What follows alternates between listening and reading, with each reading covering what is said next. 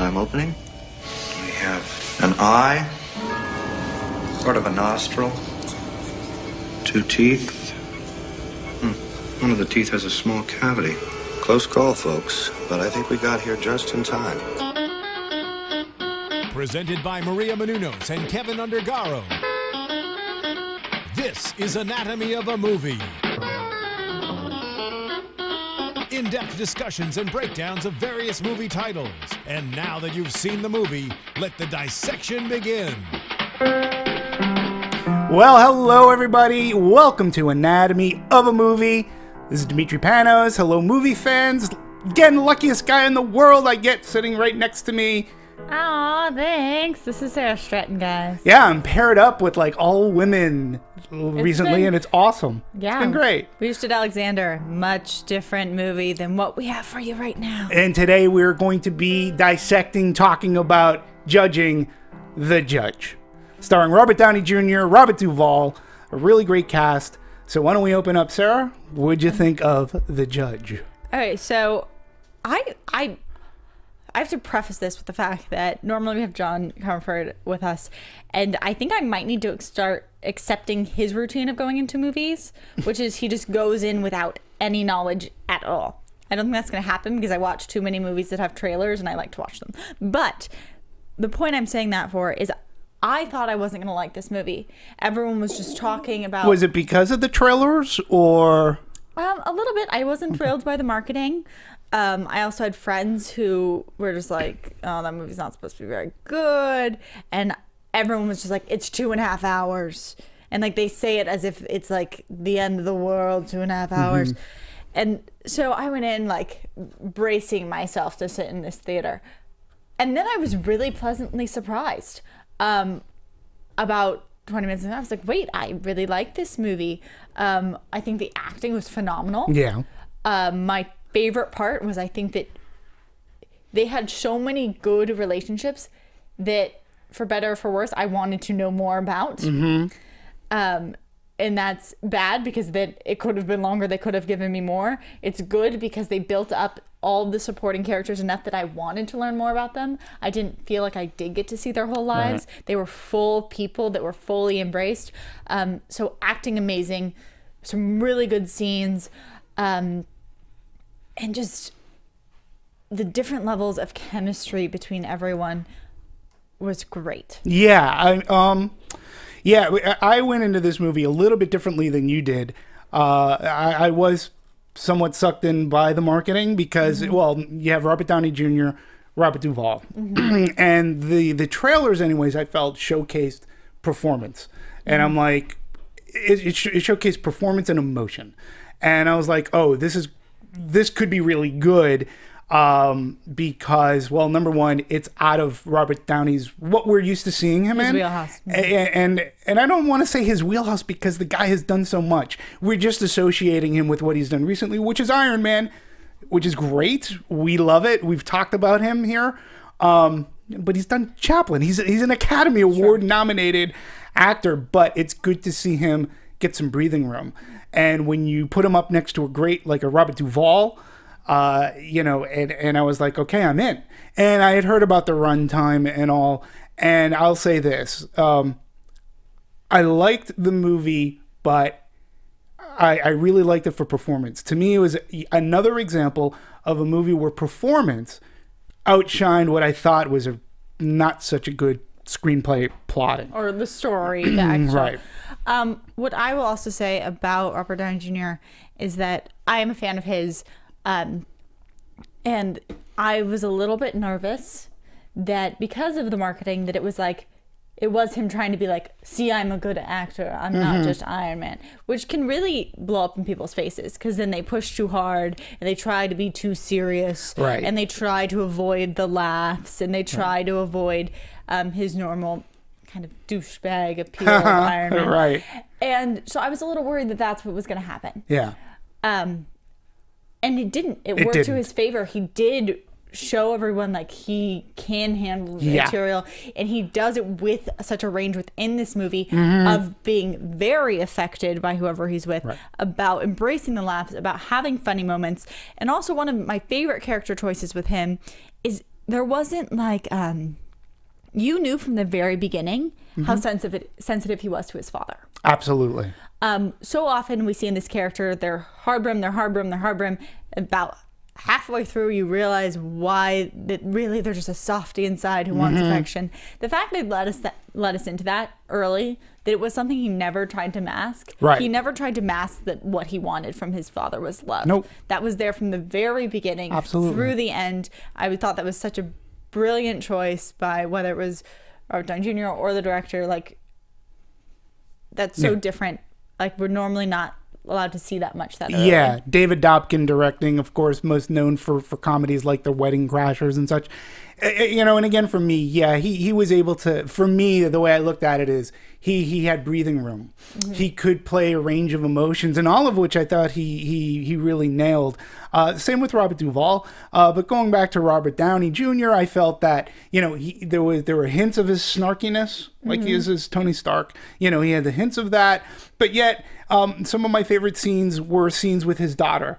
I thought them to be touching. They had heart, and I actually felt that they father and daughter. I really enjoyed those scenes. I liked his scenes with Vera Farmiga. The chemistry was fantastic. Yeah, the chemistry was really good, and I thought, again, he was really good. So for me, again, to watch him, and again, watch Duvall and other people. I don't want to leave out Vincent D'Onofrio. I don't want to leave out Vera Farmiga, even though she wasn't in the movie a lot. I don't like the kids. I mean, I thought the other gentleman, why am I forgetting his main cast? Billy Bob Thornton. Oh, Billy Bob Thornton. You know, watching all these people in various scenes interact off one of another, I thought was fantastic. And that to me is a reason to go spend 2 hours and 20 minutes, because you are going to see a movie with some good emotional performances, and some of the scenes too touched me. Let me I'm going to throw this out there because we'll talk plot a little bit. To me, I was getting a little bit of a sense of deja vu, because it seemed like a long time ago we talked about a movie. Let's talk about the plot point. So we have a man who's his marriage is going to pot. We learn early on. He's a lawyer. He's a little bit snarky. Has some personality issues. There's a death in his family in his hometown that sort of kind of brings him back to his hometown, which he hasn't been back to in years. We have this family gathering over a death in a family, and then personalities rub each other, clash, rub each other the wrong way, hijinks ensue. I feel like we've talked about this movie before. Oh, wait, we did. It was like literally a month ago with This Is Where I Leave You. A structure that we've seen. Structurally very similar. I completely agree with you on that. Like, what happens when people bond over mourning and they go back home and they haven't everything been perfect. You still have to deal with all the issues. Just because you bond in one sorrow doesn't mean it fixes everything. Yes, we've seen it before. But we saw it before about a month. But I will say, they are two different movies. One was a little bit more for laughs. This one was much more emotional.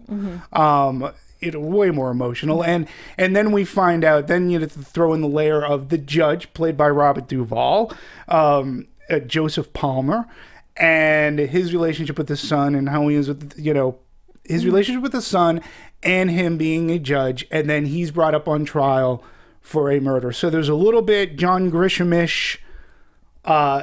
There's a mystery. There's a trial going on in which the son. There's pretty much as much at stake as there can be. Right. This isn't something simple. This is murder. This is prison, and on top of that, he's sick. Absolutely. Things are as high stakes as they can get. Yeah. And that is what forces his son to stay, because it has to be at that point. Right. And he realizes he have to. So I get all that. And it's weird because to me, the trial was the least interesting aspect of this movie for me. It was sort of kind of, I just started noticing, it was sort of kind of, I couldn't figure certain things out. And there were two things that really bothered me, and we'll get into it. Robert Duvall's character, Joseph Palmer, who's a judge in this town for like ever. And he's a very, what would you say? Impartial, influential? He's a very, I want to say he's the ideal judge. Yeah. He is the archetype of what he should be. This isn't a this isn't a character that we're supposed to doubt his honesty or honor.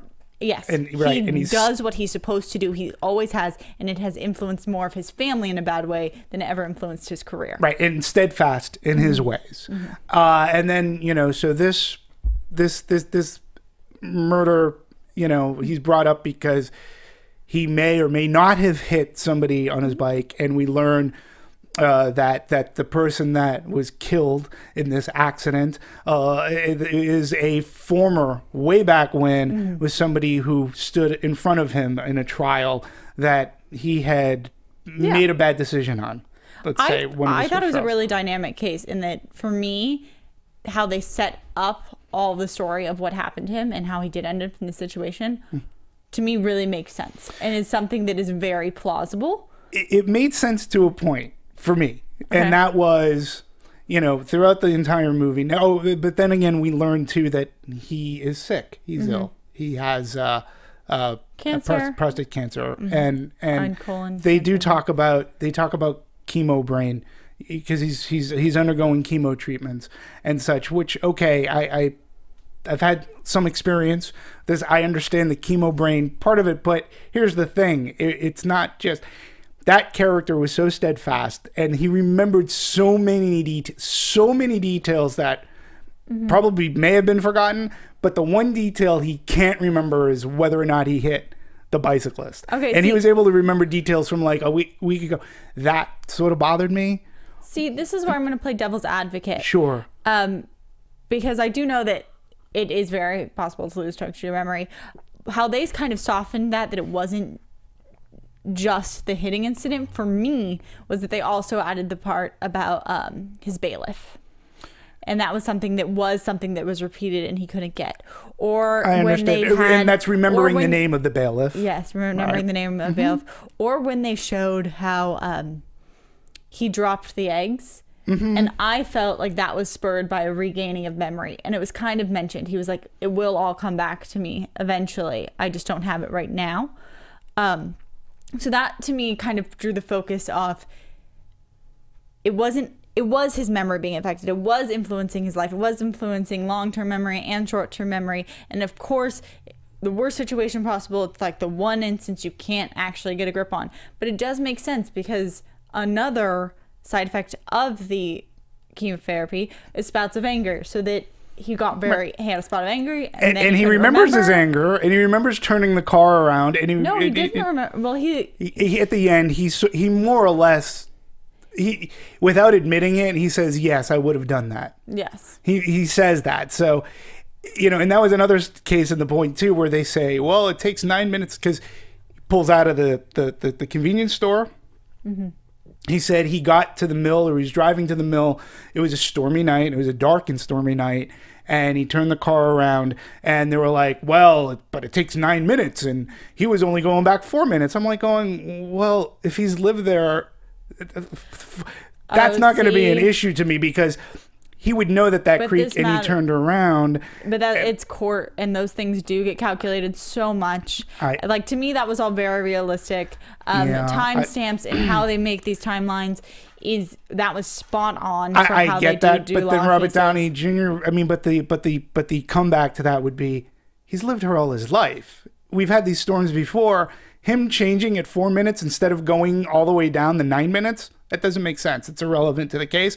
And also the camera, that bothered me. And again, I noticed there was a security camera that caught the guy coming in and everything, and then when they showed it again, it was from a completely different angle, and I was like, there was only like one camera, and I was like, okay, that's nitpicky. There was 3 cameras in the gas station. That was a little much for such a small town. I agree with that. So it just sort of kind of like, it didn't, to me, there should have been I wanted there to be a little bit more suspense in this trial. I mean, because we got so much story out of the trial. We got so much out of Robert Duvall. We got so much out of Robert Downey Jr. that this trial ends up being, in a sense, it's a focal part of the movie. Would you agree? Like, you know, as far as storytelling. So I just wanted that to be more. Now, I'm glad that what its ripple effect did, because we did get to know more about the characters, and it did, you know, there were some good revelations, and it gave us some great performances. Yeah. Like, I mean, I was fine with the length of that, just because I think that if you did expand the court case, how would you have to go about doing that? And so to me, I was fine with how much time they had. It's such a long movie anyway. Yeah, I didn't want them to expand it. Yeah. I just I don't know, it could have been a little bit tighter put together for me, I guess, just for me. Because there were so many other stories that were going on, and it was almost like they felt like, you know, there was 2 hours and 20 minutes, and there's a reason. There was a lot of story going on, right? Besides the court case, I mean... Besides the father, the court case. Father-son, you have the whole family dynamic. Right. Each of the brothers had its own story. He had a very full relationship with his high school sweetheart, right, simultaneously with her daughter, with his daughter, with his wife. Like, there were so many things going on. For me, it didn't feel... I think the bad version of that is having too quick of scenes and having it feel like choppy and snappy. Yeah. I was fine. I thought they paced all of the stories very well. I think you're going to bring up that some of them could have more resolution. Yeah, there were and two. I can agree with that. I'll let you get fully into it. Well, we'll both get into it, because maybe we're on. I mean, we could be on the same page with the same characters. I know about your brother one. Right. Do you want to fill? Yeah, all right. So Vincent D'Onofrio, Glenn Palmer. And again, Vincent D'Onofrio, the scenes that he was in, he was perfect for. He elicited from me the emotions that you wanted that character to elicit, right? I mean, he was really good. He did. I think that part of the reason that his story feels unfulfilled is because he did such a good job. It could be. I mean, he could have his own movie. Basically, quick recap. You know, in high school, he was the star pitcher who's being scouted for colleges. Like, it was said a couple of times he could have gone to the majors. And you learn in the movie that due to Robert Downey Hank's irresponsibility at 17 years old, they were both driving. He was a little bit inebriated, intoxicated. He crashed the car that his brother happened to be in. His brother hurt his arm so bad that he couldn't he couldn't go back to baseball, which is tragic within itself. And a couple of things. I never heard, like, I would have liked to have seen Robert Downey's character, Hank Palmer, say something like, I know I blew it for you, or something. And to me, it might have made sense for having the Glenn Palmer character, like, could have taught baseball. Like, I don't know. It would have been nice to maybe he's a coach on Little League at the very least. But he was, oh, no, I'm at this store and I'm not happy. And I get it. It was almost laid on thick. And D'Onofrio did it great, because I felt for him. I felt for him. But I just wanted a little more resolution there at the end with those two. Other than a hug. The one thing that I'll give that is that I wish because I chalk that up to, we have a huge time gap between when he leaves and where we are now. It's been years. He went to college. He changed his whole life around. He had a wife. He had a kid. And I put it to the fact that they've already hashed out that fight. It's something that they've both been able to move kind of beyond. And obviously there was lashing out on both ends. You do get the end snippet that the Leighton Meester's character is actually his brother's daughter, and that never gets addressed with the brother either. No. And like that to me was the part of that story that could have also come up, is that just gets swept under the table, that your brother slept with your high school sweetheart right after you left. But I'm like, well, these brothers have been through obviously a lot together. Maybe they've already fought this out. Maybe it was so hard to find their peace that he doesn't want to rehash. I did have to create that into my head, though, and it wasn't shown to me. Yeah. I'm right there with you. But that is there's one other thing that you're forgetting that totally, it's still dangling there, and it bothered me a lot, but go ahead. What? No, well, it's where in the lines that you're thinking of. Think of one other, I mean, it's sort of kind of, when you think about it, it's sort of kind of major, and it's like... That he made out with his niece? Yeah, there's a little bit of incest going on here, and it's like, yeah, okay, I'm going to be okay with it, and yeah, I have this relationship with the mom, and how am I going to... To me, it almost seemed like they were reaching a lot. Like, throw in like this incest thing, but he didn't know it was incest. But he learned. Yes. It's incest, and you're like, okay, what are we gonna? Wow, that they threw that matzo ball on the table, and they just said, okay, there we are, and we're gonna be sort of okay with it. I was fine with it because it was funny. It was. I was fine with it. Incest is a gas. Keep it in the family.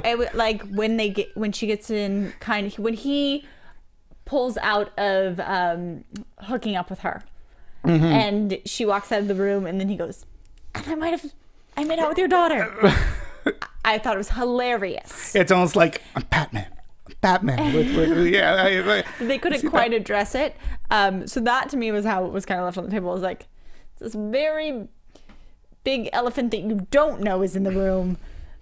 I don't want to poke it. Like, yeah, they didn't. Yeah, it almost seemed like they were reaching. There was a lot. So much. It was a lot. There was so much there that in order to bring up that, they would have had to bring up their whole history. They would have had to include if there was resolution or not resolution from the car accident, if the brother blamed Robert Downey Jr., if the brother blamed him, if he really felt guilty. Like, there was so much in that conversation that it's its own movie. Yeah. I kind of am like, okay, I understand. This is more, it is family movie, but it's the father and son dynamic. Right. I mean, you get that one beautiful shot about a third of the way through the film where both the judge and Hank part separate ways. You have the car right in the middle with the family, and it's beautiful. And of course, we lose the frame right as the actor's about to go off, not knowing which direction the car goes, and just leaving that family stuck in the middle of these two just stubborn mules of people heading their own directions. Yeah. In a small town where you have nowhere else to go. So and let's talk about small town. Look at the film. I agree with you. Movie, I felt, was shot beautifully, both interior and exterior. Shouldn't be a surprise because it's Janusz Kaminski. I hope I'm pronouncing his name correct. He's a very frequent Steven Spielberg collaborator, and the way he shot this entire film was beautiful. Again, another good reason to see the movie. I think we'll talk about the small town, which was supposed to be Indiana. In Indiana, right? Indiana. But it was actually Shelbourne Falls in Massachusetts.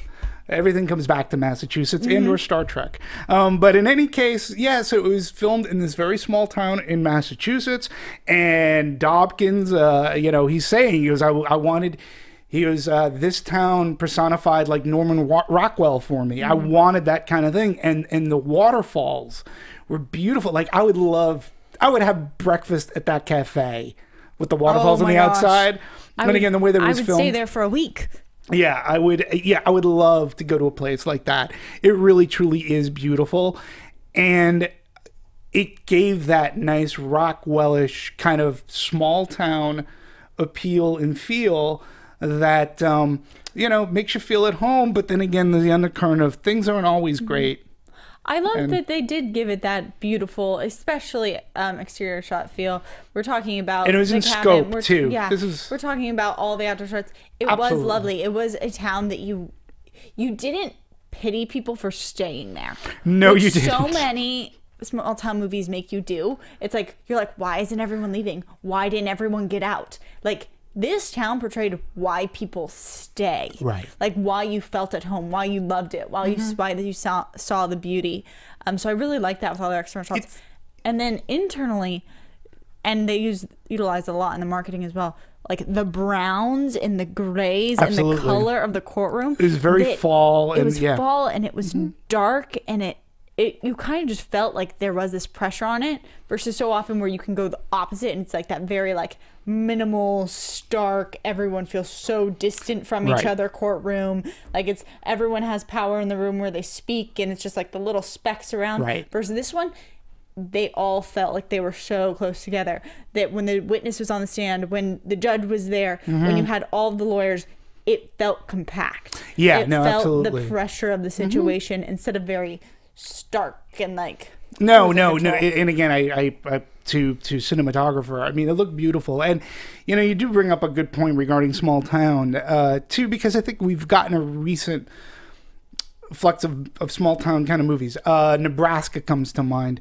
And again, in those movies too, those are a social comment, economy hitting the towns, and we can see it in the news today. And it is, like I said, This Is Where I Leave You takes place in a small town, and it looks like the kind of town that it's a nice small town. And I think of movies like Funny Farm and or Doc Hollywood, like that's the picture that many of us, maybe I do, when you picture small town kind of living. And you're right, we at least get to see, or the past couple of movies we've seen, they're the kind of towns where you understand why the people aren't moving out.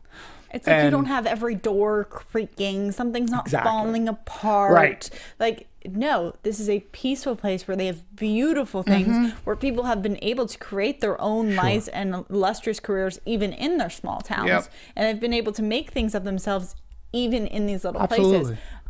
So I really, really like that. Yeah, it captured that. And again, I think Janusz Kaminski's filming of it was just beautiful. And like I said, interior and exterior, there wasn't a shot that I felt was wasted or overdone. I think some of the criticisms have said that it's like too much, too broad, too over the head. But for me, I don't mind. I like that sort of kind of, I thought he captured it pretty well.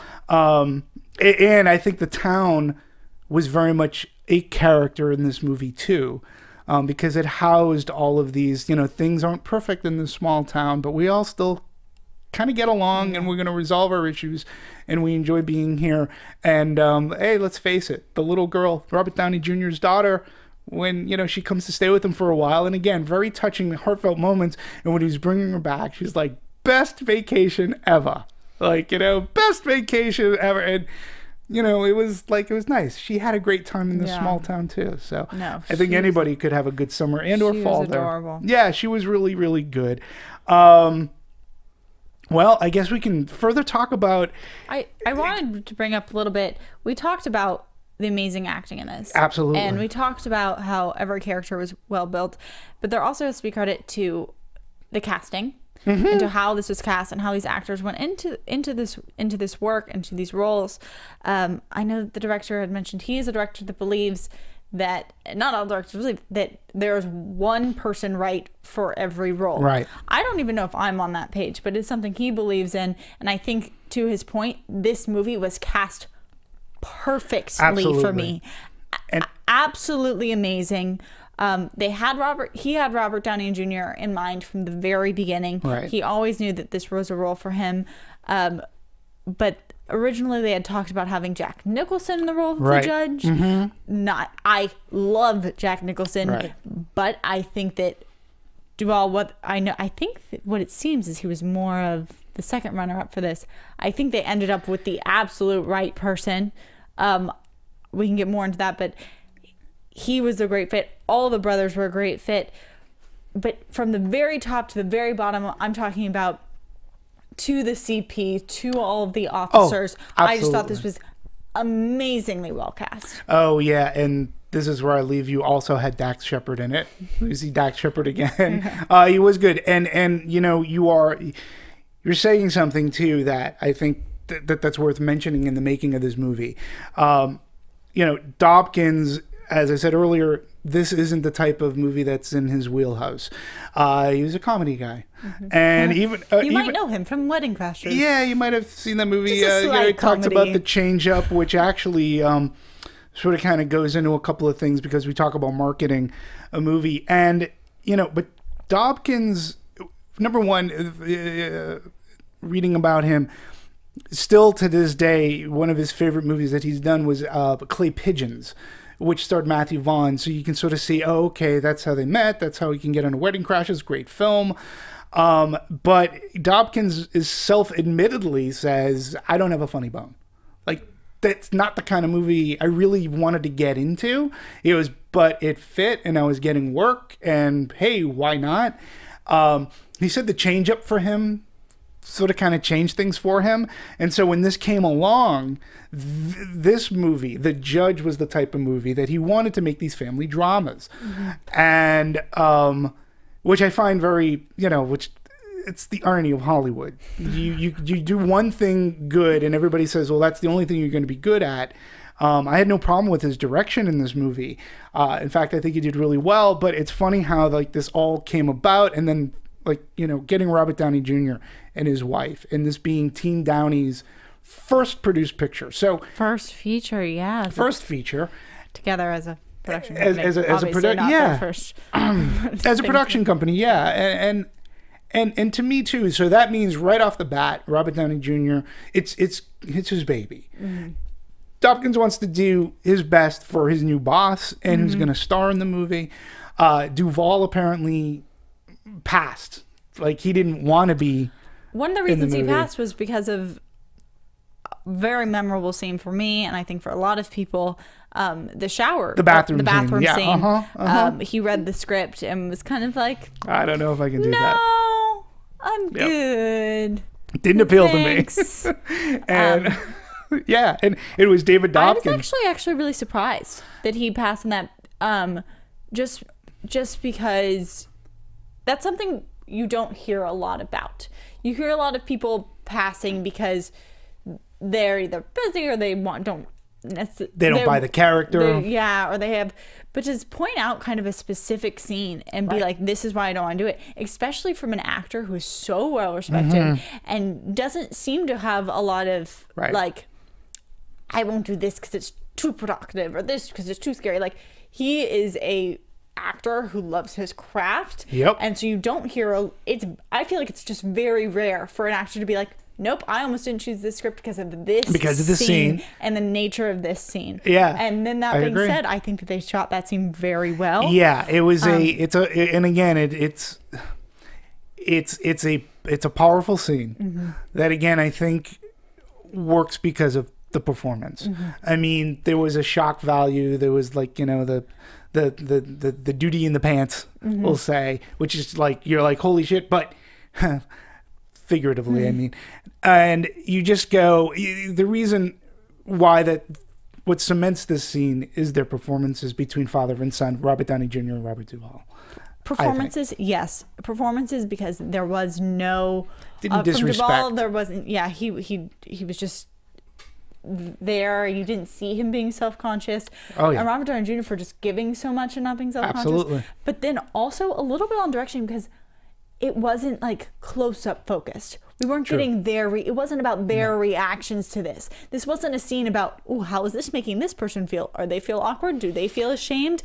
It was focused on them together. Yes. It was the two-shot. It was the whole bathroom. Yep. If you have to think about, if they're filming this and you have a close-up of the shit on the floor, and then you go to a close-up of Robert Downey Jr.'s face feeling uncomfortable, that is a completely different atmosphere scene. So yeah, I was gonna ask you, so I mean, to me, the emotional punch of that scene was like the latter parts of it, when he has him in the bathtub and they're putting the shower on and they're leaning up against the wall.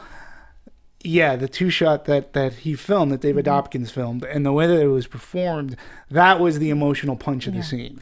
It wasn't, again, for comedy, it would have been the shit on the floor. That's disgusting. But they have it. You're a little bit like, oh, but the scene plays out, and when you see them together, that to me was the emotional punch of that scene. And the scene, and it could have gone the other way. Yeah, I just love so much about the scene, so I could just talk about it probably for too long.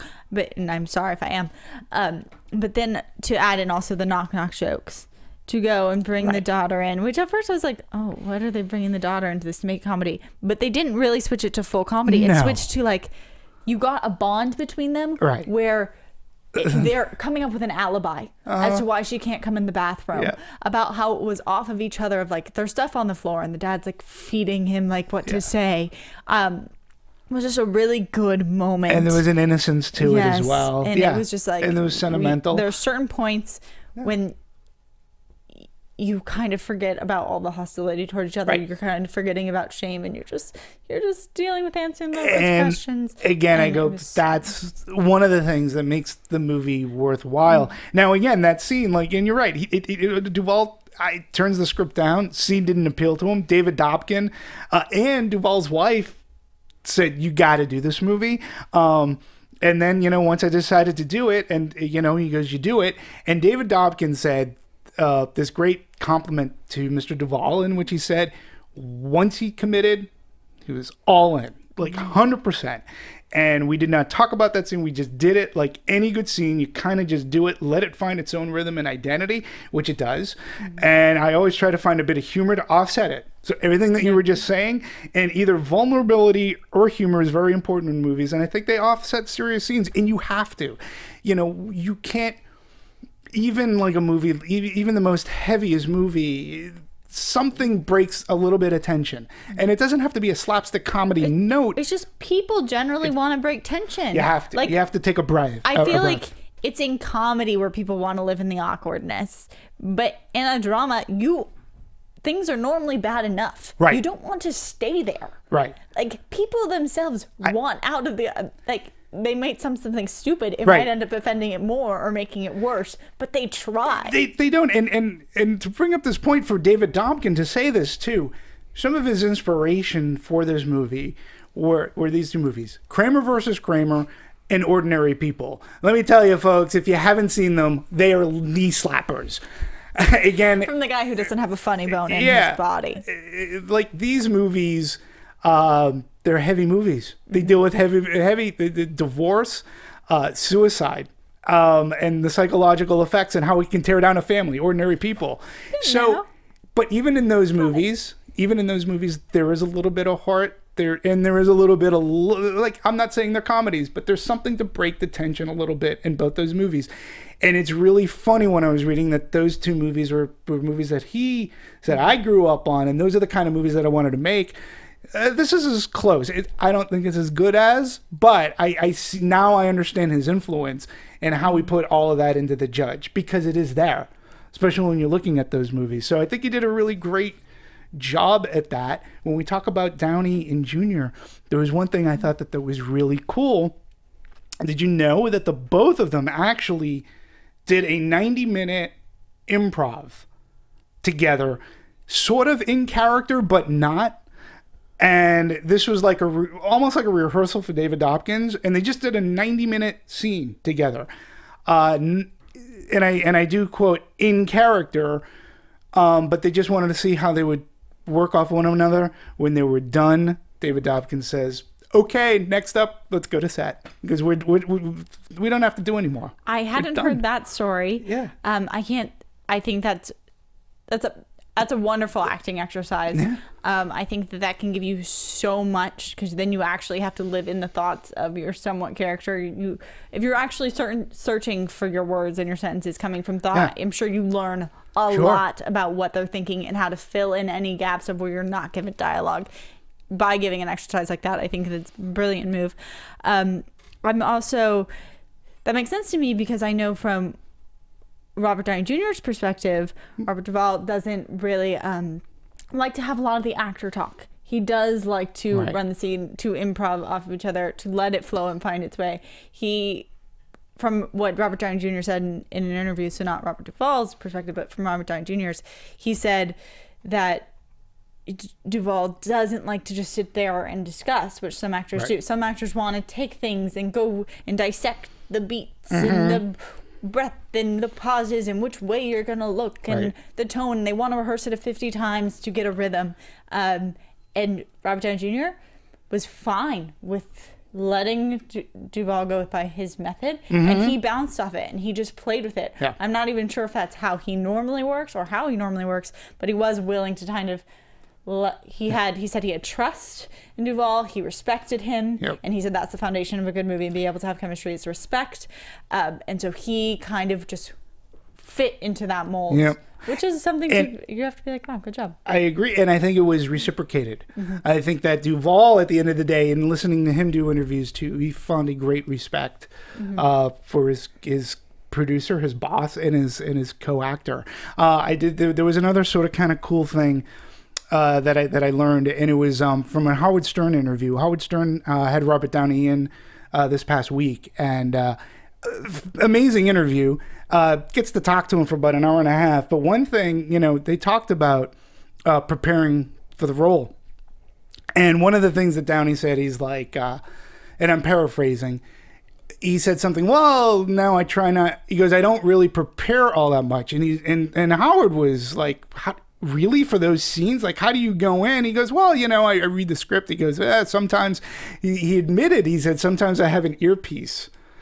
And he goes, sometimes he's like, you're not afraid of like flubbing up a line? He goes, no. He goes, sometimes it's that edge that I need. He goes, but I have an earpiece in, and it's not uncommon somebody could feed me a line. And I'm like, holy shit. I said, really? I said, I would never guess. I would never know. And and then he puts in his thing. It was actually that to me was the highlight of the interview. That and his weird science stories.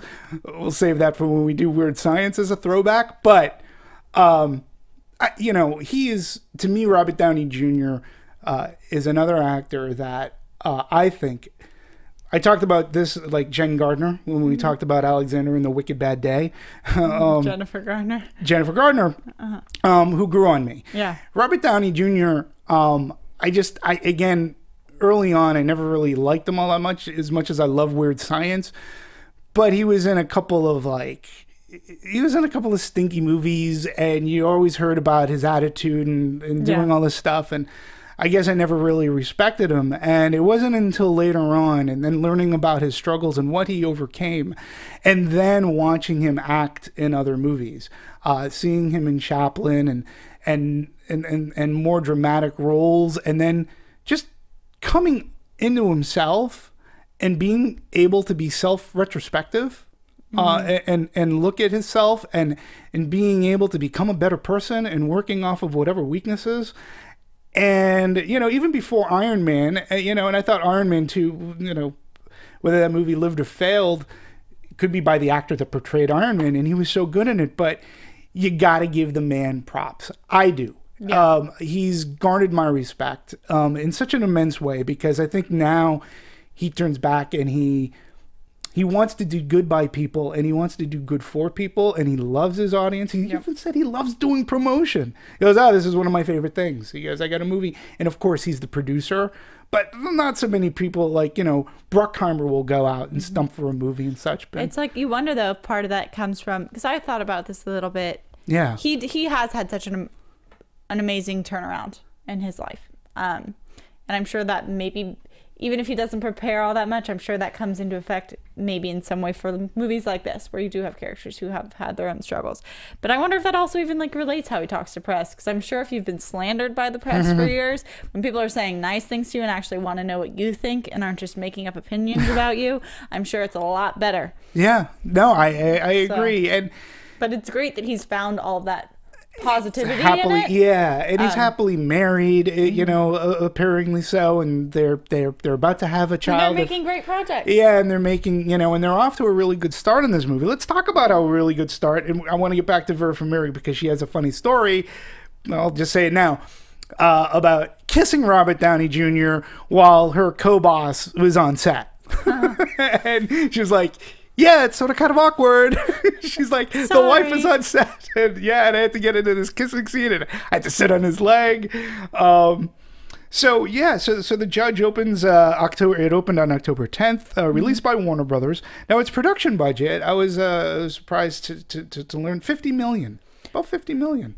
And I mean, so that's and you have lots of talent. I mean, from that's the point. It's like Robert Downey Jr., I believe, within the last couple of years was one of the most high-paid, if not the highest, one of the highest-paid actors in all of Hollywood. Oh, with the money he's making off of the Avengers and Iron Man. I want to say he might be the highest-paid after Iron Man. Yeah. I could be misspeaking on that, but I can tell you he's in the top. So for a $50 million budget, I know it's a lot of money, but it's not. It's not with the cast involved in this. Not with the cast, the locations, Janusz Kaminski. I mean, come on, no. So $50 million. It was $80 million all in. So that's hard drives, advertising. Now, here's the shocker to me.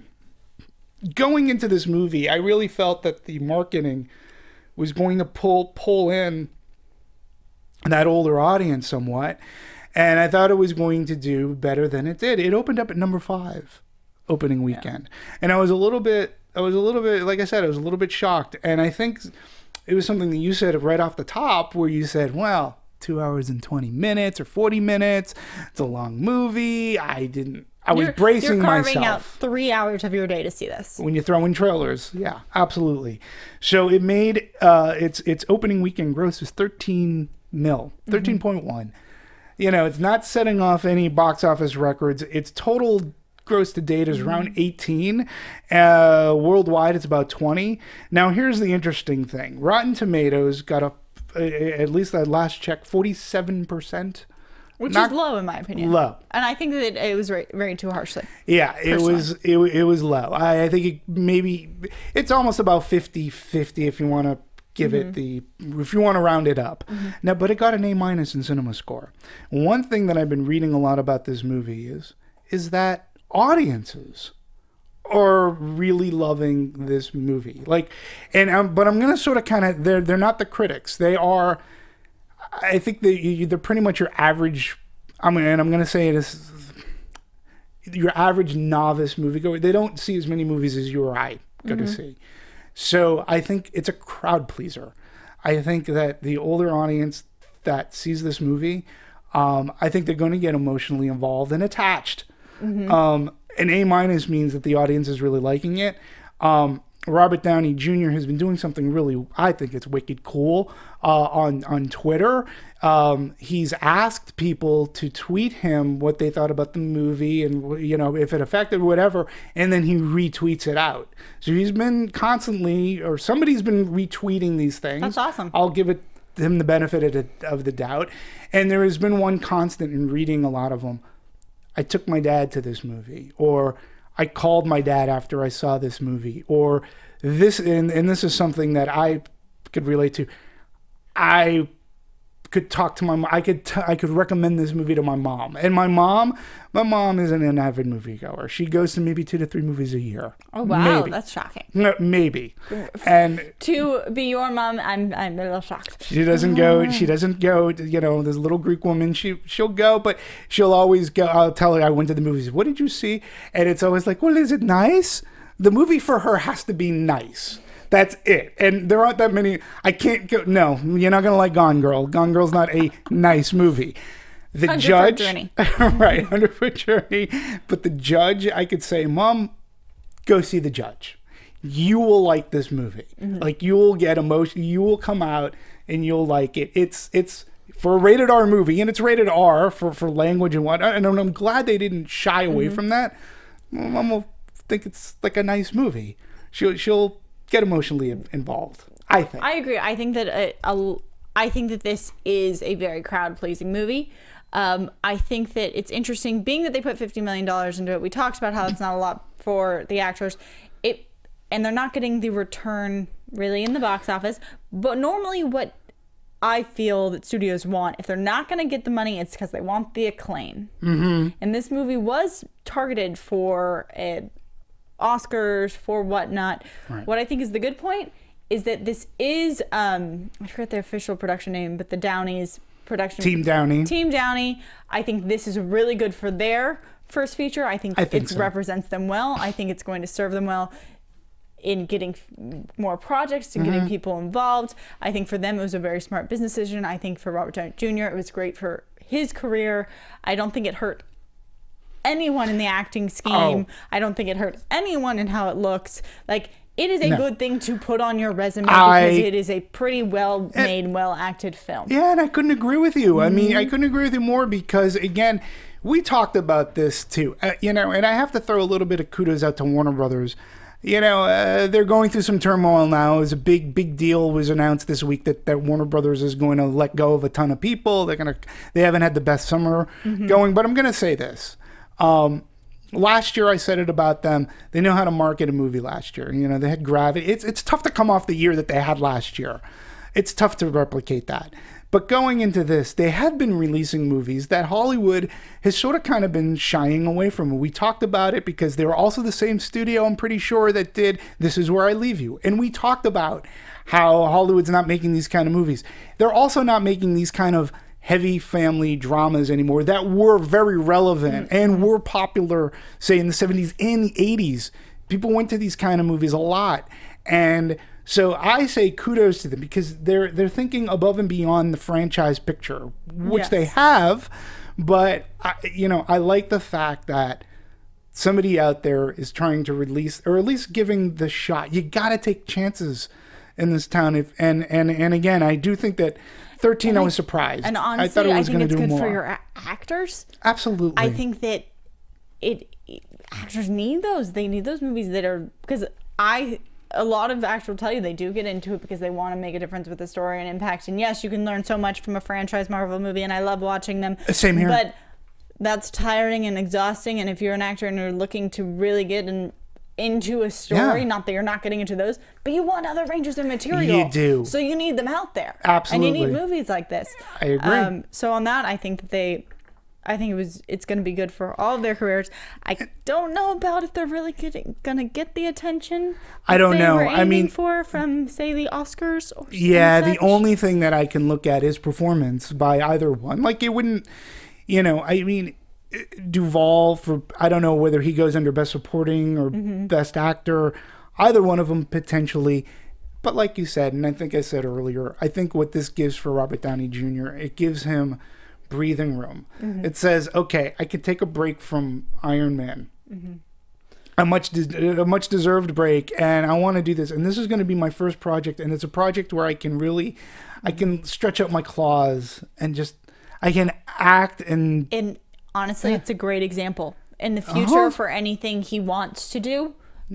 For him to be able to say, well, this is the movie we made, this is what I've done, this is what I did when I took a break. It is a great piece of evidence, or it's a great piece of support. And it's something too, like it's not going into, I mean, a lot of people will take the indie route, which I get don't get me wrong, Chris Evans, you take the indie route, that's fine. Robert Downey Jr. is in a position where he can go the main studio route. Kudos for him for doing so. Yes. And he did a really good job. And again, I cannot take away from performance of this movie. It's the one thing that really shines and really, I think, emotionally, as an audience member, I got emotionally invested because of the performance. That drew me into the story. And again, coming from David Dobkins, Yeah, I think their performance was great. I don't know if I can, just because I'm the type of person who I want to see everything that's going to come out through December before I put all my chips on something. I'm going to be very interested how this performance is going to stack up to our other leading men that are going to come out this winter. And that's what we have. But at least it's making a notch in my memory where I'm like, ooh, this movie had good performances. Absolutely. This is the one I can go back to, and I'm comparing leading men to these roles. Absolutely. That's what I'm that's what I'm thinking about. I'm going to be thinking about this movie. I can't say he's going to win. I can't say that it's my front runner and that it's blown me away from all movies ever, but I can say that it's stuck in my head. Yeah, and again, we talked about this too when we talked about even going back to This Is Where I Leave You, Gone Girl, this movie. The one thing that they all have in common is they're all rated R. They were all rated R movies, targeted to specific audience that wasn't the teenage audience. No offense to the teenage audience, pardon me whatsoever. I just like the fact that the studio, well, it's been Warner Brothers for the most part, that okay, let's we can have rated R movies that'll appeal, 20th Century Fox and Gone Girl. Let's make a rated R movie because those people will come out if you make a good movie. I think with an A- that the judge might stick around. But if you notice, we've got, upcoming movies like Fury, another rated R movie. We've had a slate of rated R movies coming out. And it's not a bad thing. Don't ignore this audience because, when it hits, they are likely to part with their cash at the box office and at the concession stand to see quality product. And you open your eyes when you get a Duvall, maybe they're not so familiar with the Robert Downey Jr., but you can open your eyes to all these other great actors, Vincent D'Onofrio, Vera Farmiga, who I love. Again, I hated her character so much in Up in the Air that it turned me off on her. And then I started seeing her in her interviews, and then I just completely love her in Bates Motel. She's great. So, and she did a really good job in this movie. So it's good that these movies are coming out for, we're not just hitting franchise movies. Yes. You're not going to franchise The Judge. But speaking of, continuing on. They did put potential for a sequel. Well, let me ask you, I'm glad you said that because, okay, what was your interpretation of the ending? Okay, it was just very, very. It was clear from the moment he started spinning that chair that it was gonna land that it was either gonna land in front of him or completely in the opposite direction. And it was really funny because there was one cut of it where the chair was slowing down, and I was like, "It's not making it all the way around." Spin the bottle. And then they put like 2 more shots on it, and I was like, "This is a different chair spin. You're not fooling me." But it just like awesome. I was like, "I know, I saw that," but it lands right in front of him, and you know that it's like, okay. Let's put in the points. He has a girl there. Mm-hmm. He's embraced that he's finally from there. A girl who he's sort of kind of macked with his daughter, who's his brother's daughter. Who's his niece. Yes, is his niece. Yeah, it's his niece. In simplest terms. It's his niece, but he's embraced the fact that he's from there. Yep. And now the chair is empty. Is empty and pointing in his direction. It adds up that he could have a very successful life in this new... old place. And too, he when he did go back home, he had that change of heart. He had the with Krumholtz there. He had the conversation with him where he again it ended with the visual cue of throwing the trash in the wastebasket at the beginning where he did it. He goes, guilty people or non-guilty, can't afford me or something to that effect, and I always win. And then at the end, he accepts that he can lose. Yeah. And that's not a bad thing. So I, too, took that. You took it as this was where maybe his next step in life was going. He's going to apply for the job. Yeah. And see how it goes. And who knows, cause some chaos. But it was like, sequel? The one thing they had me fooled on. No. I went before, I don't know where we're going to jump to next, but I thought a very funny moment / one that sometimes I get ahead of myself in movies and I'm watching a scene and I'm like, I know where this is going. Like with the chair, I was like, it's landing at your feet. Sort of kind of felt the same way. I was like, you know what's happening. Right. But in the boat, which is a very sad moment, when he finally gets the recognition from his father and they're fishing and he has the caramel or the honey or... It's bit of honey. Bit of honey. That's what it was. Bit of honey, yep. And it was my bit of honey, old man. He slumps over. And I was convinced that he was... Maybe it was just because of, like, I wanted him to. I was convinced that he was just going to, like, wake up. Because there was a prior scene where we got to see the archival footage of the brother. Where he is slumped over. And then the child version the child version comes and he, like, scares him. So I totally thought that was going to happen. I was going to be like, it's a parallel. It's a parallel. He's fine. Yeah. And then it wasn't. And I was like, oh, I was so wrong. And now I'm so sad. Yeah. But I thought it was sweet. It was, and again, you buy into it, I think, because of the actors and what you've seen 2 hours and 15 minutes prior. You've got emotionally invested. Strange coincidence. Later on that evening, went to a 40th birthday party. And sitting, and it was a throwback kind of a party. It took place on the Queen Mary, and people can dress up like in the 30s and 40s. So the people who dressed up the tables, they had like old-fashioned kind of candies, including a box of bit of honey. I was like, hey, we just saw this. I don't know if this is making me happy or making me relive the sadness. Well, I remember bit of honey was big in Massachusetts. I don't know if it was big out here, but I remember bit of honey. But that wasn't like as soon as the candy wrapper fell on the boat, I was like, oh, okay, Yeah. It was a nice scene though. It was done very nicely. And again, let's talk about.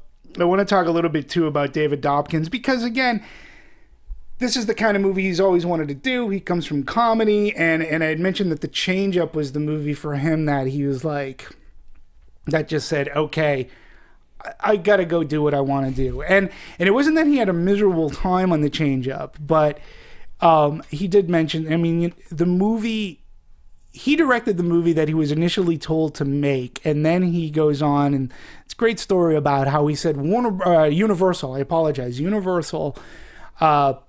their marketing was strict PG-13.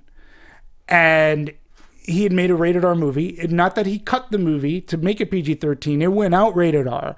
But the marketing, he said, did not advertise that this was going to be a raunchy comedy. So within the first couple of minutes of the movie, when a raunchy scene happens, he said it really walk out. People were really off put by it. You know, the movie was not a financial success, and that basically he said, when you limit your marketing like that, it pushes failure, because what you're trying to say is that everyone's going to be happy, and then people go in expecting one thing, and guess what? If you're expecting one thing, there's only 50% chance that you're going to be happy.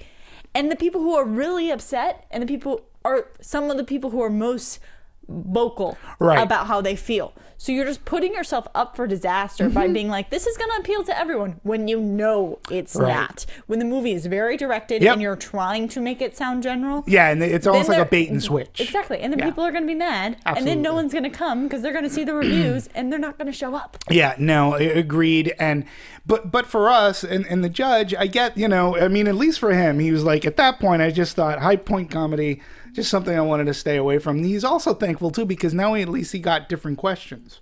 He didn't get, well, what made you laugh on set? What was the funniest thing that happened? Someone should just go in and ask the same question. Yeah, he was what was the funny thing that happened on the set of the judge? It got like, what inspired you to do this? And he also talked about, you know, his relationship with his mom and how it at a time in his life was tenuous. And, you know, when the judge came along, this project, it did make him, you know, he had since, I guess, reconnected at some point, but this movie brought up a lot of those emotions. So I say good for him. We already talked about the cinematography, which was just, I thought, it was beautiful. You know, you want to go there. We did talk about Dax Shepard a little bit. I mean, he was, you know, it's good to see that he can not just be a comedic foil. I mean, he was good. His parts were were comedic, but, you know, I liked seeing him on screen. Good. I think he did a good job. And we talked about Vincent D'Onofrio. Yeah, he really was really good. Him. He's amazing. And is a good character actor. Also, just to let you guys know, Robert Downey Jr. also loves him. Yeah. And, well, he loved both the people playing his brothers. And he was just like, when asked about what future projects him and his wife and team Downey were going to be making, he was like, I don't know, as long as Vincent's involved. Yeah. Like, made that much of an impact. It was just like, he can just be in everything. Yeah. How is he going to participate? And he's good because just by looking at him, he can emote a certain way and make you feel a certain way. I mean, which is really good. And he's done that throughout his career. Vera Farmiga, we talked about. Jeremy Strong played Dale Palmer. Now, I didn't necessarily get the whole story as to why I guess it was natural from him. But you know, that too is a scene that if you want to be nitpicky or want to be a critic, you can say, oh, you got to have the slow person to get the sentimental thing. I thought the way that Jeremy Strong played that character and what he lent to the role was great. I didn't think it was played over the top. He didn't, I thought that it was very well done. Yeah. I thought that the actor did it very well. Did a very good job. That, yes, it did use some of the... it did use it for some humor, the situation, but I think that's accurate to real life. Yeah. Because it's like when you have a kid say something ridiculous and you go back to the saying, well, kids say the darnest things. Yeah. Like, it's just true because he was just so honest and it didn't feel forced. On top of that, I also like how they played with this character between the brother relationships. Yes. And how Robert...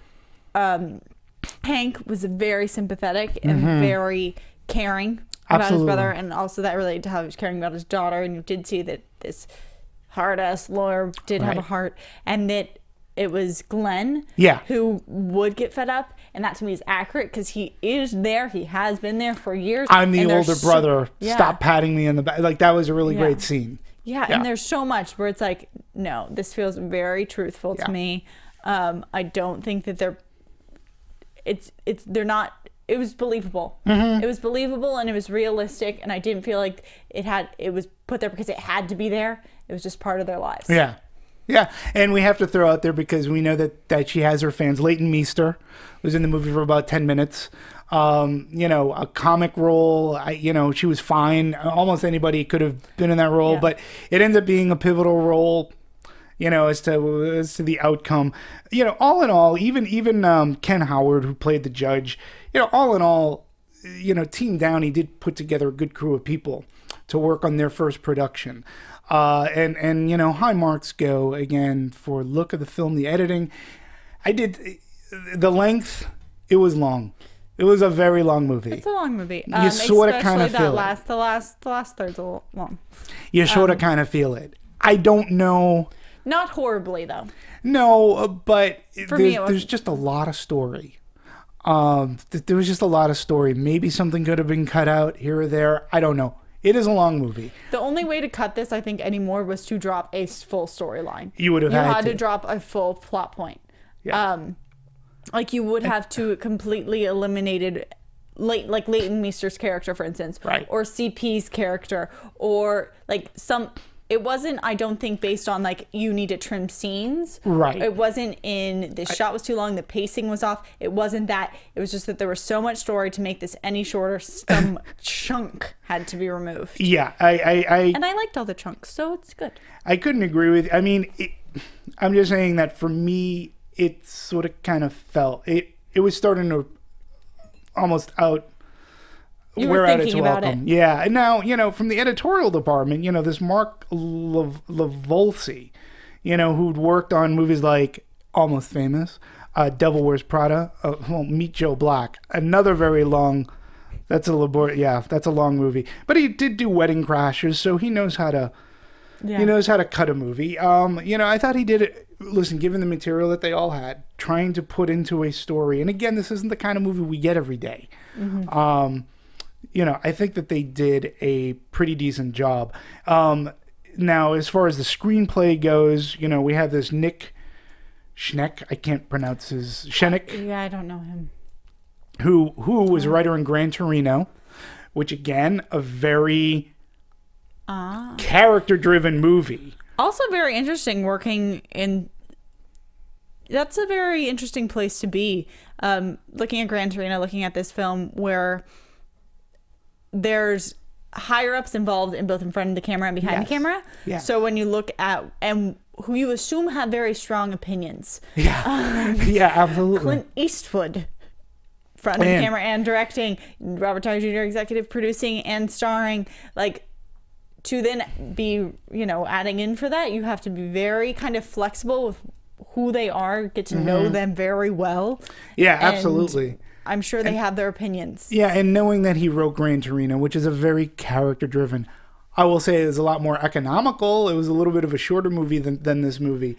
But you do at least, so you see at least where the drama comes from and how it's very character-driven. So, you know, the music was fine. Fine, yeah. You know, it wasn't anything. I believe the gentleman who did the music was the same gentleman that did one of our favorite movies, Saving Mr. Banks. I want to say Thomas Newman. I could be wrong. Let me look that up. Just so, since we do have a little bit more time, we're going to wrap things up in a bit, but I want to make sure that I get my things right. But the music was fine. It didn't do anything that was... I mean, it kept the movie going. He did Skyfall. He did WALL-E, Lemony Snicket, Shawshank Redemption. That's actually very surprising to me because Skyfall, obviously, and WALL-E are so musically centered. I guess didn't do Saving Mr. Banks. Maybe I'm thinking of Thomas Howard or Newton Howard.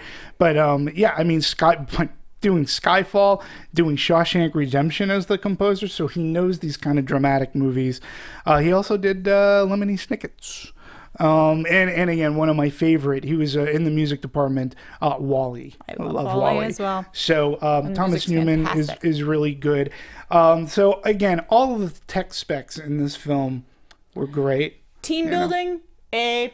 Absolutely. I mean, and that's what you want if you're going to come out of the... Great job. And that's what you want when you come out of the gate. Yeah. And again, I'm not going to... For me, the movie was... I love the performances, the look, tech credits, Robert Downey Jr., Robert Duvall. It is worth spending 2 hours and 20 minutes just to watch them go. You will be emotionally invested in one way, shape, or form. Maybe more than me, maybe less. I don't think I agree. Some of the criticism was a little bit harsh. I'm going to nitpick on the story. That was my biggest downfall of the movie, but nothing else. I mean, if the acting sucked, that would then it goes into making me angry territory. So your final thoughts on the movie? Final thoughts. such a great piece of acting work. I think that I'm very happy I spent my afternoon watching it. I don't know if I would recommend it for like the sunniest day on the planet, because it's not going to leave you feeling too cheery. Yeah.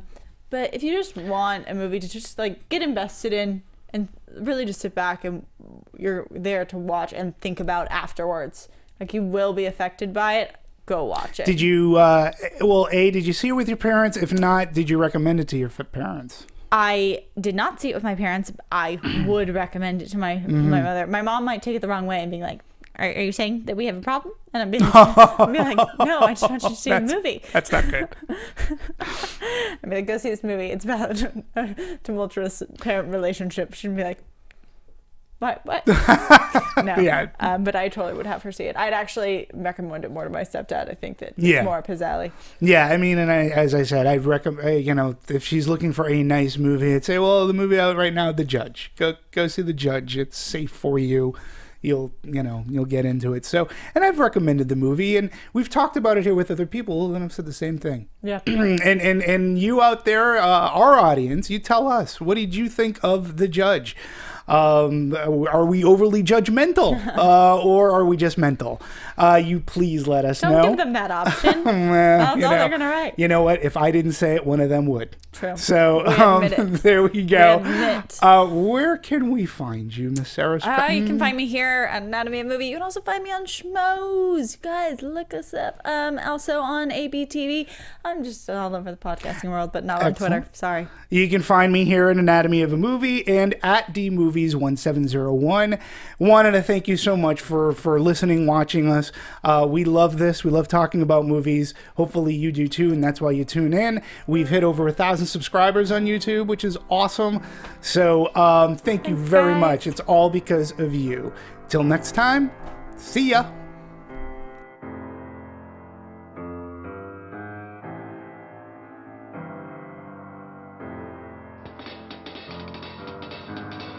Producers Maria Menounos, Kevin Undergaro, Phil Svitek, and the rest of the Anatomy of a Movie staff. We would like to thank you for listening and subscribing to the show. If you have any questions or comments, feel free to email or tweet us. I'm Sir Richard Wentworth, and this has been Anatomy of a Movie.